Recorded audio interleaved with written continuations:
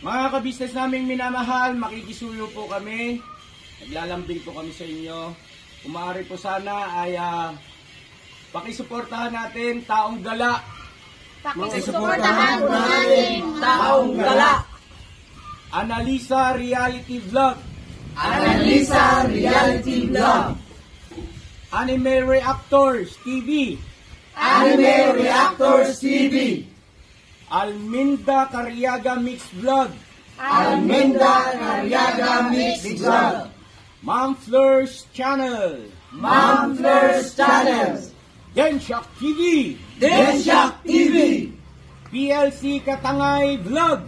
PLC Katangay Vlog. Kalingap Turak. Kalingap Turak. Alright? Alright. Bira. Bira. Support po natin mga kabisnes naming minamahal. Nagpaalam po sila. At ayan, mga reactors po yung karamihan dyan. At ito naman si Densyak TV ay solid ka business po yan na nasa abroad. At sponsor din po natin. No? Thank you so much po. God bless sa ating lahat. Mga kabisnes, baka samantalahin ko itong pagkakataon na to. Kung po pwede po sana, lalambing ako sa inyo. Supportahan niyo po yung Anime Reactors TV. Solid ka business po yan. Tapos ano po kasi siya, bedridden na po mga ka-business. So sa pamamagitan ng pagbablog, awa ng Diyos nga, na-monetize na siya. Nagkakaroon siya ng kaunting revenue. Kaya lang maliliit lang kasi yung views niya. Baka pwede po suportahan natin si Anime Reactors TV. Yan. Pero bedridden na po siya. Kaya mapapansin nyo yung at least na mukha niya, pinapakita niya. Cartoon character. Portahan po natin yan, Anime Reactors TV.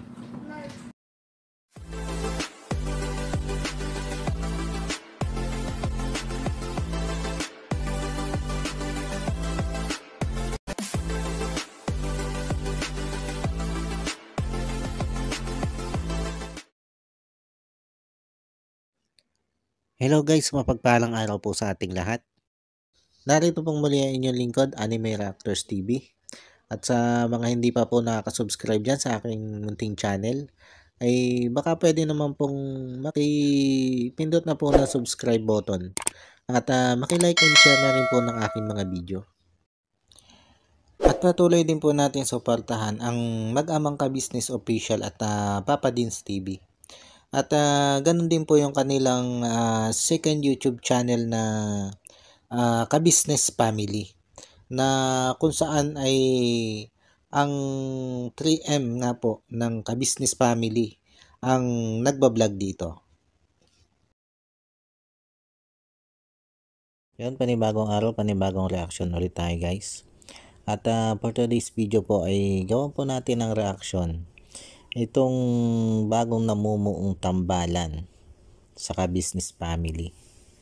Ito nga po yung tambalan ni Josa at ni Kuya Bong.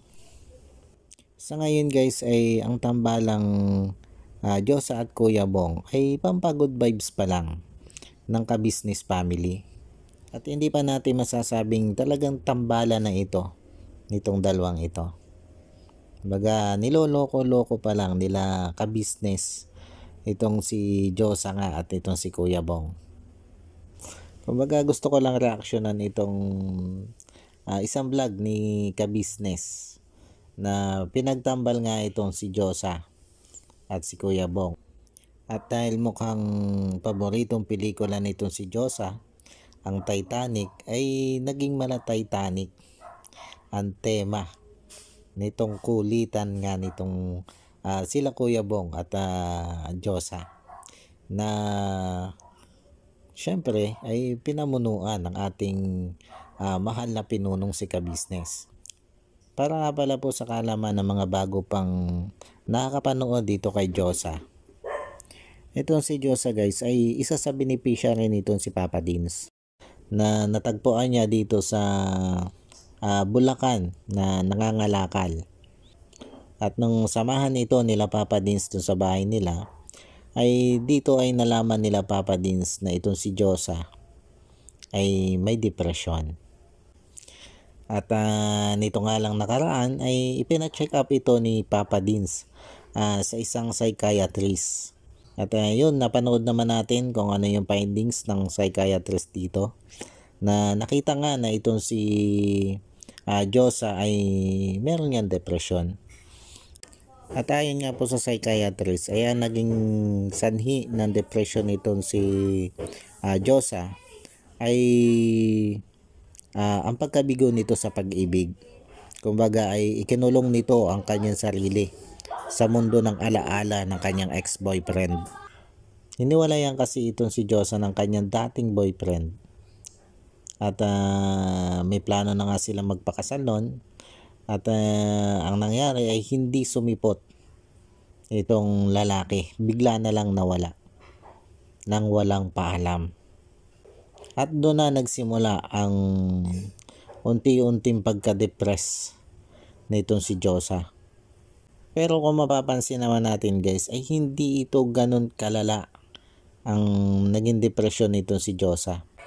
Dahil kung mapapansin naman natin, yung mga tanong sa kanya nila Papa Dins o kung sino man yung magtanong sa kanya, ay nasasagot naman niya na maayos. Kumbaga nasa tama yung kanyang sagot. Ang nagiging kapansin-pansin nga lang dito ay yung pagiging lagi niyang tulala at yung sa mga kilos niya na masasabi talaga natin na hindi ito normal. Pero ang mga ganito naman kasi depression guys ay nagagamot. Kumbaga may gamutan para sa gantong mga depression. Kung nanonood tayo doon sa isang inaanak ni ka-business na si Kalinga Prab, may na-vlog ito mga ito na yung si Rubilin na mas matindi ang depression nito si Rubilin kumpara dito kay Josa. Pero sa ngayon, si Rubilin ay fully recover na. Kaya walang imposible na itong si Josa ay maging ganon din. Lalo na nga tinututukan na nila Papa Dins ang pagpapagamot dito kay Josa. At nakita din natin na itong si Josa ay willing sumama dito kay Papa Dins. Dahil nakikita niya na masaya dito sa ka-business house. At nararamdaman niya na dito nagiging masaya ang mundo niya. At sa tingin ko ay ito isang magandang way para dito sa tuluyang pagka-recover nitong si Josa dito nga sa kanyang dinadalang depresyon. Dito naman tayo guys kay Kuya Bong.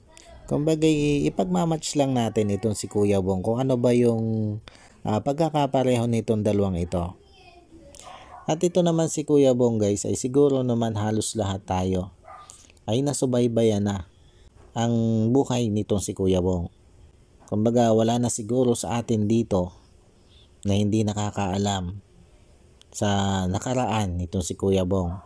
At hanggang ngayon nga sa kasalukuyang itinatakbo ng buhay ni Kuya Bong na masasabi nga natin na napakalaki na ng pinagbago nitong si Kuya Bong kumpara noon sa ikinikilos niya sa ngayon. Mula sa pagiging mayaman niya ay naging taong grasa at mula sa pagiging taong grasa ay eto na siya ngayon. Nahihilig mag-vlog at tumulong. At itong si Josa at si Kuya Bong guys ay may pagkakapareho ng pinanggalingan. Kumbaga si Kuya Bong ay galing sa pangangalakal dahil ito yung paraan niya kung paano makasurvive sa buhay. At itong si Josa naman ay nakilala nila Papa Dins na nangangalakal din. Ang kaibahan nga lang ni Josa ay nangangalakal siya para libangin yung kanyang sarili mula dun sa depression na kanyang pinagdadaanan ngayon. At katulad ni Josa ay itong si Kuya Bong ay naluko din ng kanyang kasintahan. Pinangako ang papakasalan pero ang ending ginamit lang pala siya at pinaasa. Kaya masasabi natin na itong dalawang ito ay may pagkakapareha. At itong si Kuya Bong nga pala po ay dumaan din sa isang depresyon. At yan ay sinabi ni Nurse Long nung panahong si Kuya Bong ay nandito sa loob ng rehab. At ang naging epekto nung kay Kuya Bong ay di yung napapansin natin ngayon na pagiging isip bata niya. Pero hindi naman siya umabot dun sa nawala sa sariling katinoan. Maging ito si Diyosa ay masasabi natin na hindi pa naman siya umaabot dun sa nawawala siya sa sarili niyang katinoan.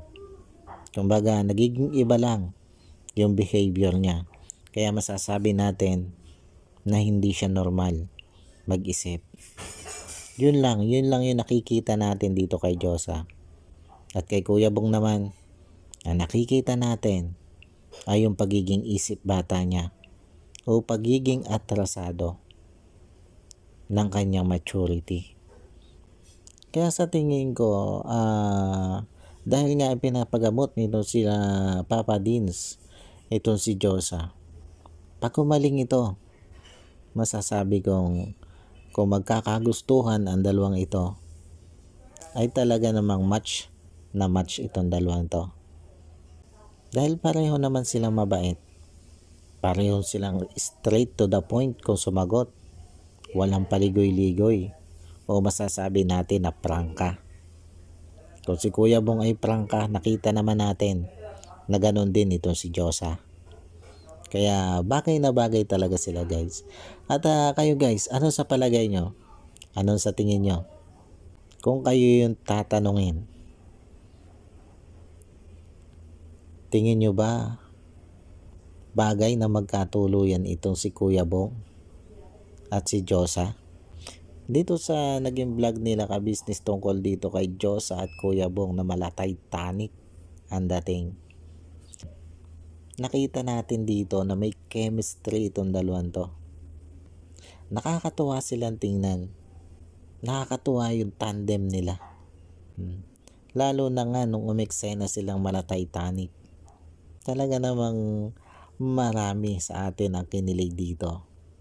At nagsabing bagay itong si Kuya Bong at itong si Diyosa.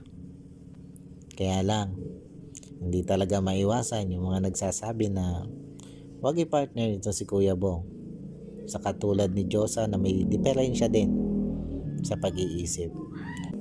Sana naman guys, sana po'y wag nating i-judge itong si Diyosa. Dahil wala po tayo sa kanyang pinagdadaanan. Wala po tayo sa lugar ni Diyosa. At hindi natin alam yung kanyang pinagdadaanan. Kung gaano yung kabigat. At naniniwala ako na anuman ang bigat ng pinagdadaanan ito ni Diyosa ay malalampasan niya ito sa tulong ng ka-business family. Lalong-lalo na nga nitong si Papa Dins. Dahil sa ngayon nga ay ipinapagamot na ni Papa Dins itong si Diyosa. At sana ang naging tagumpay nila Kalingap Rab kay Robilin ay maging tagumpay din ni Papa Dins para kay Diyosa. At sana ang tambalang Bong at Diyosa ay hindi lang sa eksena mangyari. Dahil nakikita ko na itong dalawang ito ang talagang bagay sa isa't isa. Paano guys? Siguro hanggang dito na lang muna ito. At abangan natin kung ano bang mangyayari sa tambalang Diyosa at Kuya Bong. Kung may patutunguhan nga ba ito o hanggang sa eksena lang. Paano po bago po tayo magtapos ay gusto ko lang pong i-shoutout itong aking solid supporters na si Ma'am Nerissa ng New Jersey. Ma'am, shoutout po sa inyo. Lagi po kayo mag-iingat dyan at God bless po sa inyo at sa buong pamilya nyo po. Paano po? Hanggang dito na lang muna po yung aking reaction video. At muli po ay maraming thank you po sa patuloy na sumusuporta at nanonood ng aking mga video. At sa mga hindi pa nga po nakaka-subscribe dyan ay baka pwede naman po makipindot na ng subscribe button at maki-like and share na rin po ng aking mga video. Muli po ay maraming salamat po and God bless po sa inyong lahat. Anime Reactors, shoutout po. Suportahan natin yan si Anime Reactors TV. Yan, pakisupport po natin. Siya po ay isang bedridden na mga ka-business. Check nyo po yung kanyang YouTube channel, Anime Reactors TV. Siya po siyang bedridden na, ayan, kahit papano nakakagawa-gawa siya ng mga reaction video patungkol sa ka-business official. Suportahan po natin para kahit papano magkaroon siya ng revenue. May magamit siya sa pambili-bili man lang ng gamot. Ano po mga ka-business.